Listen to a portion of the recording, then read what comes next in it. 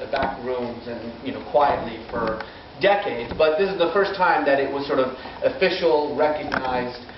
Certainly not bilateral. There were 5 other people at the table, but nevertheless, the key here is that this was historic in the sense that it was the first time that we had this kind of official dialogue with Iran. And despite all the different things that you heard about those talks and their success or not, I personally think that they were quite successful. In fact, we got 2 very important things out of that conversation. One, Iran has agreed to open up its recently revealed nuclear facility in Qom, or near Qom, actually. This is that nuclear facility that the President Obama revealed in dramatic fashion in Pittsburgh during the G20. Even though we've known about it for about 2 or 3 years. But it was sort of a good time to kind of bring it up right before discussions began.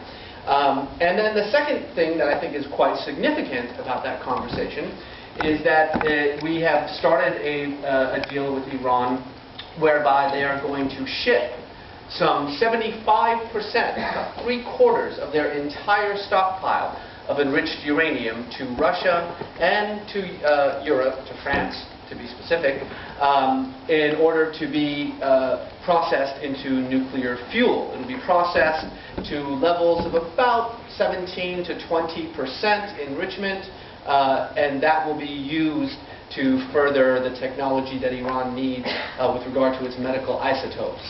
Iran uses this nuclear fuel primarily for things like X-rays and CAT scans and those kinds of things. Now, the criticism that we've been hearing a lot from certain quarters of the American political spectrum, by which I mean the far right, has been that this was sort of a waste of time, that the United States has shown itself to be weak for even talking to Iran, etc., etc. Who even knows whether Iran's going to actually keep its word and maintain this negotiations or not.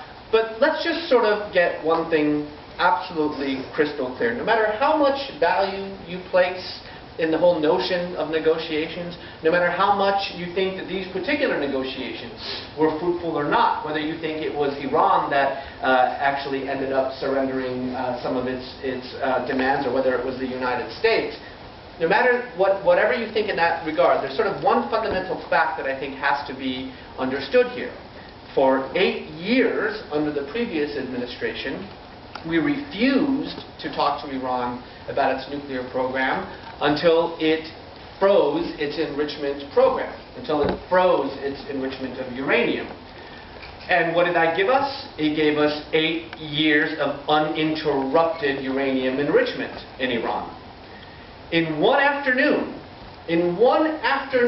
of conversations, that stockpile has now been reduced by 75%. In fact, it's been reduced to the level now where it is physically impossible for Iran to use what is left over of its enriched uranium to build a nuclear weapon, even if that's what they were planning to do. So, not a bad start. And it goes to a larger issue that I think is important to talk about when we talk about U.S.-Iran relations, which is the fruitfulness of the whole concept of negotiation and dialogue. We are coming off a very long, dark period in which the very concept of dialogue, the very concept of diplomacy, was seen as a reward for good behavior, right? Do what we want you to do, and then we'll talk to you. That's a pretty good idea, isn't it? Actually, the purpose of diplomacy in some 2 centuries of America's existence has always been that we talk to you to get you to do what we want you to do.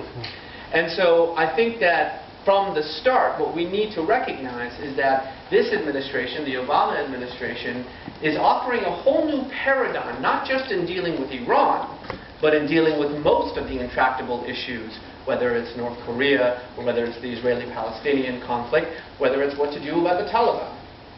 And despite the criticism that it's getting, I mean, I sort of loved the fact that after these negotiations, John Bolton, the great John Bolton, real fan of multilateralism and the international global community, John Bolton said, You know what Obama has done is he's made it so that the world is no longer afraid of the United States, and that's damaging to our security.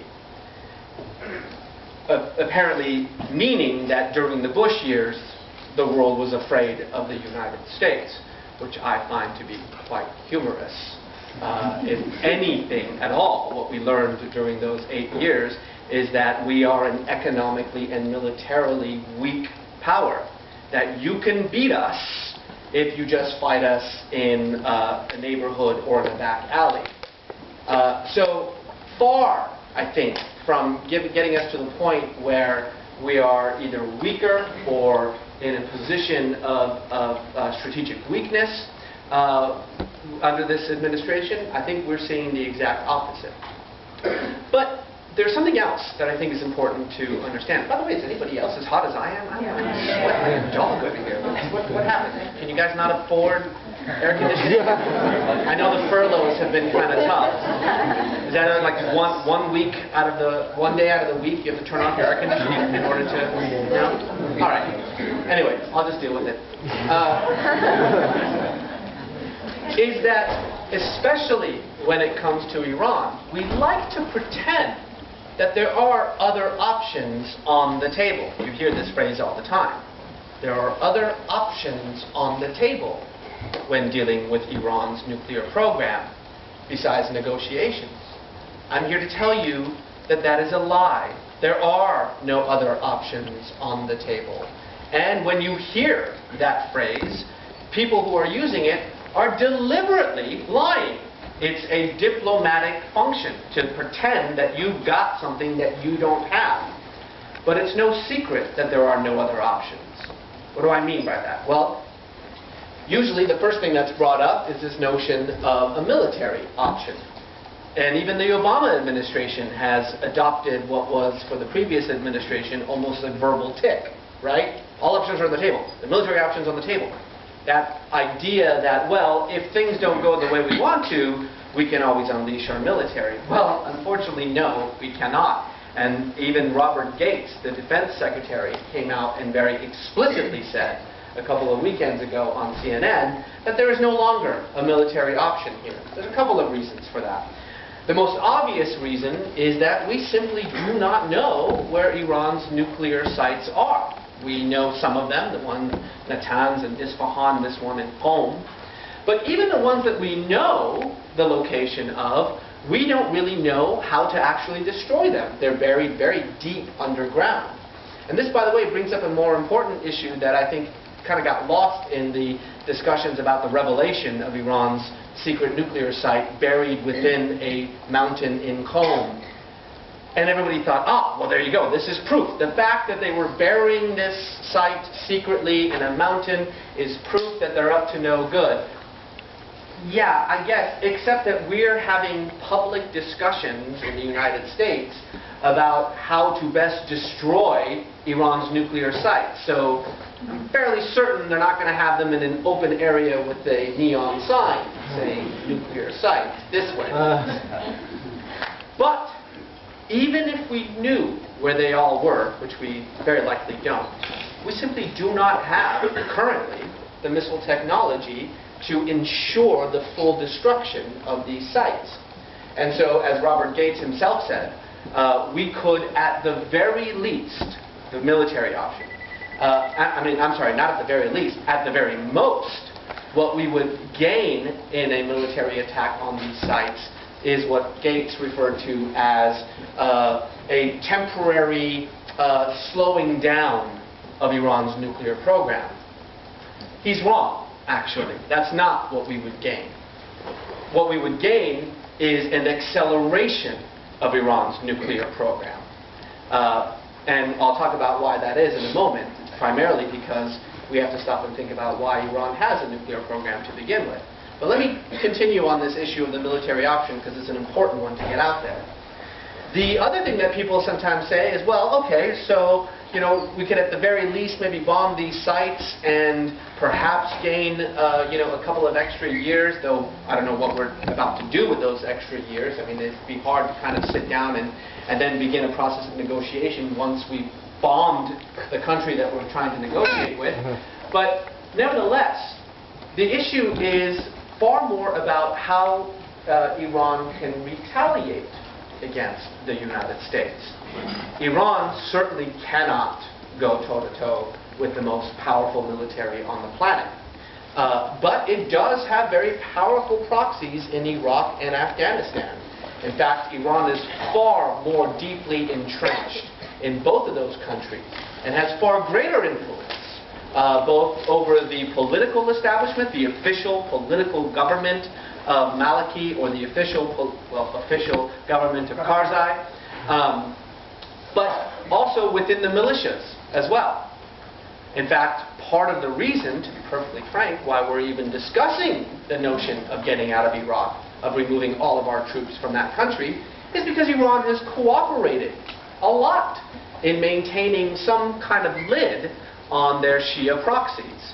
Were we to actually bomb Iran, then those proxies, those dogs, would be set loose. So Iran can't attack us, in a traditional way, but it could attack directly American troops through its proxies in Iraq and Afghanistan, which would be a disaster. We can pretty much forget both the notion of a drawdown of troops in Iraq and the idea of a surge and stability in Afghanistan. Both of those very important foreign policy goals of the Obama administration would be jeopardized. So then the question is, well, why don't we just get Israel to do it for us? This is something that you hear all the time. In fact, the Jerusalem Post today, there was an article in which it said that Israel is already planning on bombing Iran. They're just waiting for Christmas to come and go. Christmas, of course, being a very important holiday in Israel for the Jews. This also is totally and completely false, fabricated, and impossible. Get it out of your minds. There are two very important reasons for this. One, Israel simply does not have the capability of doing a bombing raid on Iran without American support. Why do they need American support? Well, for two simple reasons. First, they have to fly over Iraq in order to get to Iran.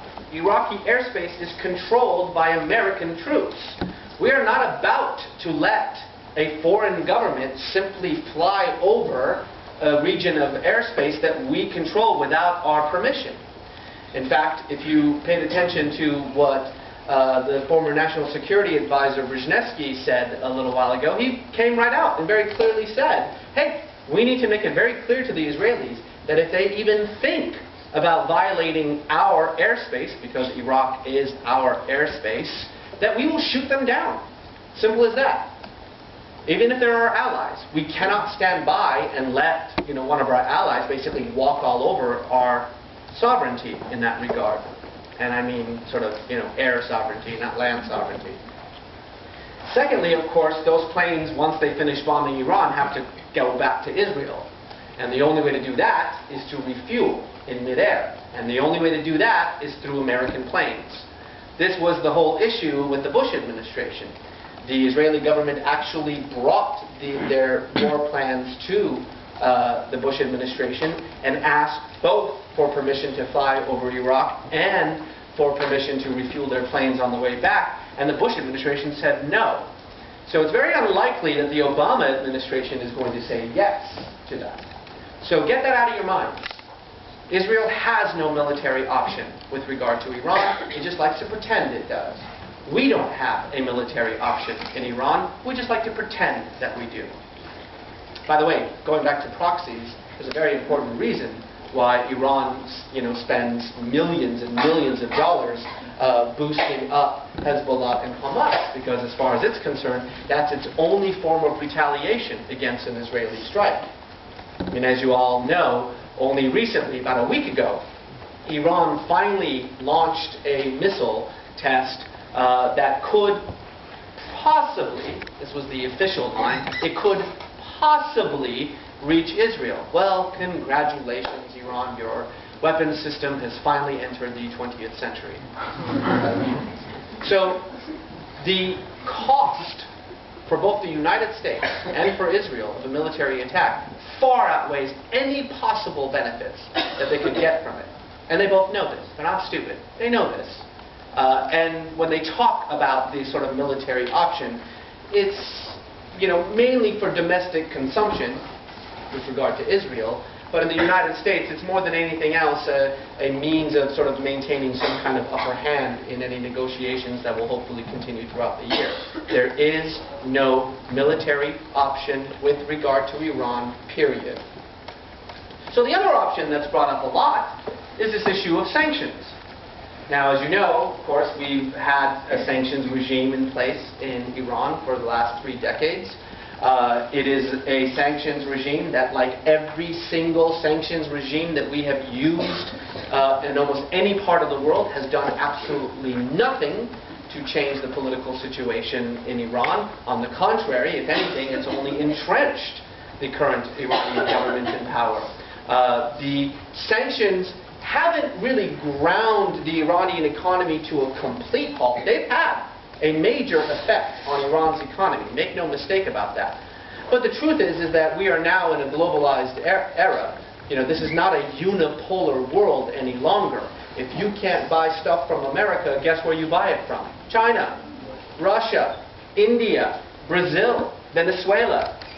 All these countries have massive trade relations with Iran. So they've managed more or less to brush off some of the more dire consequences that come from these sanctions, these 3 decades of sanctions. But at the same time, they have suffered. Now, when I say they, I mean Iranians have suffered. The real result of sanctions in Iran has been that at this point, about 1/3 or so of Iran's economy is black market. And that black market economy is run almost wholly by the Revolutionary Guard, an organization that we're going to talk a lot more about. So if traditional sanctions have failed, what we've been hearing a lot about is this notion of so-called crippling sanctions. Have you heard this phrase? It was first used by Secretary of State Clinton a few months back. And now it's become sort of, the most popular phrase to be tossed around in D.C. People will keep using it all the time. Well, we have the option of crippling sanctions. We have the option of crippling sanctions if negotiations don't work. Let me define precisely what crippling sanctions actually refers to. Iran, despite the fact that it sits on the 2nd largest supply of oil and natural gas on the planet, has such a deteriorating infrastructure that it simply cannot refine its own oil. In fact, it has to import some 40% of its gasoline. Let me tell you what it does. So it extracts this oil from the ground. It pays to extract the oil from the ground. It pays an enormous amount of money to ship that oil to places like Dubai or to Russia. Then it pays an enormous amount of money to have the oil actually refined and turned to gas.